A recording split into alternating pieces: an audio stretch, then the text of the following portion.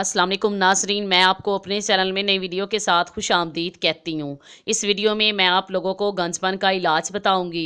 उससे पहले अगर आपने मेरे चैनल को सब्सक्राइब नहीं किया तो पहले सब्सक्राइब के बटन पर क्लिक करके सब्सक्राइब कर लें और साथ वाले बेल के आइकन पर लाजमी क्लिक करें ताकि आपको हमारी हर नई वीडियो की अपडेट मिल सके।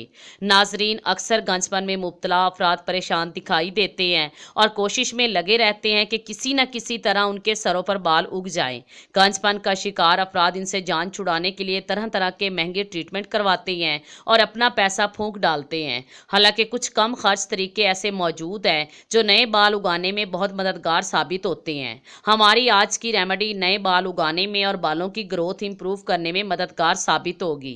इसके लिए प्याज का रस 1 खाने का चम्मच। प्याज का रस कमज़ोर और झड़ते बालों के लिए अक्सीर है। एक तहकीक के मुताबिक गंजपन के शिकार तकरीबन 1000 अफराद के सरों में जब 2 माह तक दिन में 2 मरतबा प्याज का रस लगाया गया तो उनमें से 74% अफराद के नए बाल उगने लगे, जबकि उनके कमज़ोर बाल न सिर्फ झड़ने बंद हो गए बल्कि सेहतमंद होकर तेज़ी से बढ़ने भी लगे। फ्रेश एलोवेरा 1 खाने का चम्मच। अगर आप बालों को मजबूत बनाना चाहते हैं तो एलोवेरा से निकलने वाला सब्ज रस भी आपको बहुत फ़ायदा पहुंचा सकता है। इसके लिए बेहतर है कि एलोवेरा का फ्रेश टुकड़ा लेकर इसको दरमियान से काट लिया जाए तो इससे ज़्यादा फ़ायदा होगा। इससे न सिर्फ नए बाल निकलते हैं बल्कि बालों की चमक और मजबूती में भी इजाफा होता है।